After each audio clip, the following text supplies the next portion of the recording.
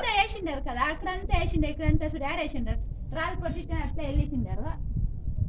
Open చెత్త కాలు చేసిండారు, ఇక్కడ యాడ్ చేసిండారు, కాలు వేసేయండి ఇదంతా అట్లా వేసి పెట్టిండారు. యాడదంకా వేసిండారు. ఇప్పుడు ఎలా మొదటి ముందు సూర్యేసిండారు.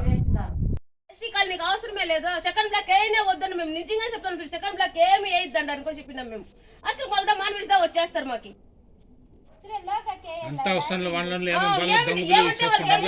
వేసిండాము, మేము చేసిండాము, మేము కరెక్ట్ గా చేసిండాము, మేము ఇదేమే మేము కాళ్ళు ఎత్తిపించినాము, మేము రెడీగా చేసినాం, కరెక్ట్ గా ఉంది.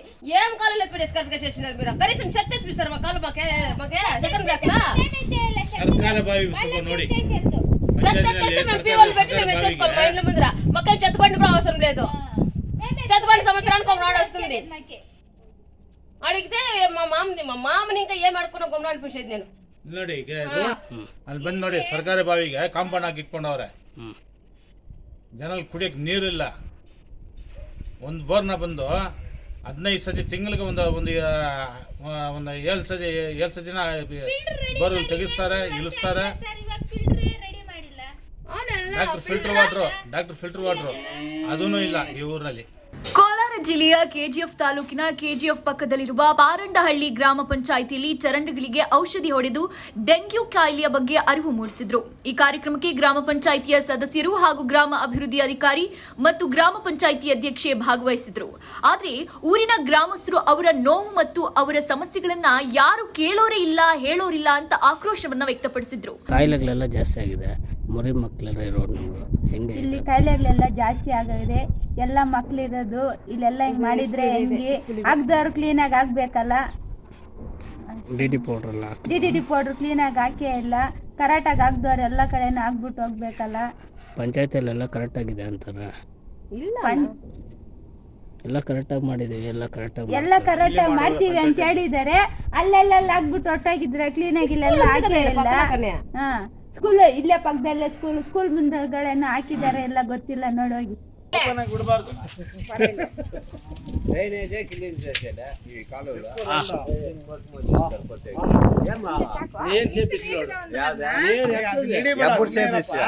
ఎప్పుడు చేపించినావు చెప్పు నువ్వు? ఎప్పుడు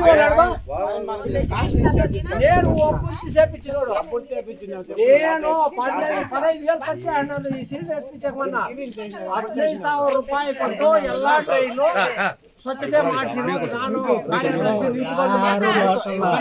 ಮಾಡೋದಲ್ಲಿ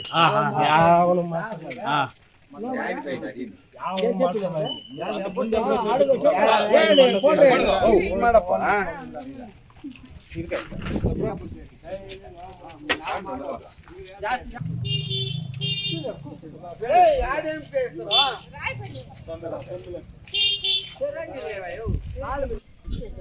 ಫೋಟೋ ಹೊಡ್ಕೊಂಡ್ರಮ್ಮ ಹೊಡಿತಾಯಮ್ಮ ಕೊಂಚ ಕಿಷ್ಟರಿಗೆ ಸಾಕು.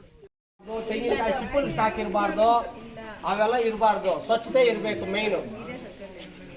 ಅವನಮ್ಮ ಯಾವುದೇ ಕಾರಣಕ್ಕೂ ನೀರು ಓಪನ್ ಆಗಿ ಇಟ್ಕೊಂಡು ಇದು ಮಾಡ್ಕೊಂಡು ಇರ್ಬೇಡ್ರಿ. ಅದರಿಂದ ಸಮಸ್ಯೆಗಳು ಡೆಂಗು ಜ್ವರ ಜಾಸ್ತಿ ಆಗ್ತಾ ಇರೋದ್ರಿಂದ ಅವೇರ್ನೆಸ್ ಕೊಡ್ತಾ ಇದೀವಿ. మా ఏడన్నా నీళ్లు ఓపెన్ పెట్టుకుంటారా మీరు? ನೀರು ಏನಾದರೂ ಓಪನ್ ಇಟ್ಕೊಂಡಿದ್ದೀರಾ? ಯಾವುದೇ ಕಾರಣಕ್ಕೂ ನೀರು ಓಪನ್ ಇಟ್ಕೋಬೇಡಿ. ವಾರಕ್ಕೊಂದು ದಿವಸ ಶುಕ್ರವಾರ ಡ್ರೈ ಡೇ ಅಂತ ಮಾಡಬೇಕು. ಡ್ರೈ ಡೇ ಅಂದರೆ ಒಣ ದಿನ.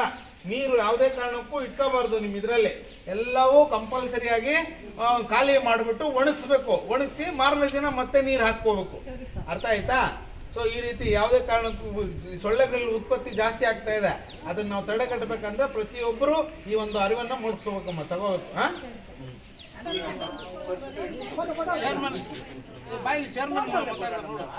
ಕೊಡ್ಲಿ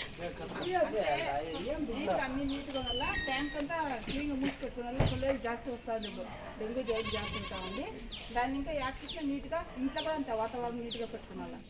ಗ್ರಾಮ ಪಂಚಾಯಿತಿಯ ಅಭಿವೃದ್ಧಿ ಅಧಿಕಾರಿ ಕಾಟಾಚಾರಕ್ಕೆ ಔಷಧಿಗಳನ್ನ ಹೊಡೆದು ಹೋಗಿದ್ದಾರೆ ಅಂತ ಗ್ರಾಮಸ್ಥರು ಇಡೀ ಗ್ರಾಮ ಪಂಚಾಯಿತಿಗೆ ಶಾಪವನ್ನ ಹಾಕ್ತಿದ್ದಾರೆ. ಏನಾದರೂ ಗ್ರಾಮದ ಜನರಿಗೆ ಕಷ್ಟಕ್ಕೆ ಸ್ಪಂದಿಸಬೇಕು ಎಂದು ಕೇಳಿಕೊಳ್ತಿದ್ದಾರೆ. ಡಿಜಿಟಲ್ ನ್ಯೂಸ್ ಕನ್ನಡ ವಾಹಿನಿಯ ಕಳಕಳಿ. ಎಲ್ಲ ಹೆಡ್ಡಿಂಗ್ ಅಲ್ಲಿ ನ್ಯೂಸ್ನಲ್ಲಿ ಬಂದ್ಬಿಡ್ಬೇಕು ಸರ್.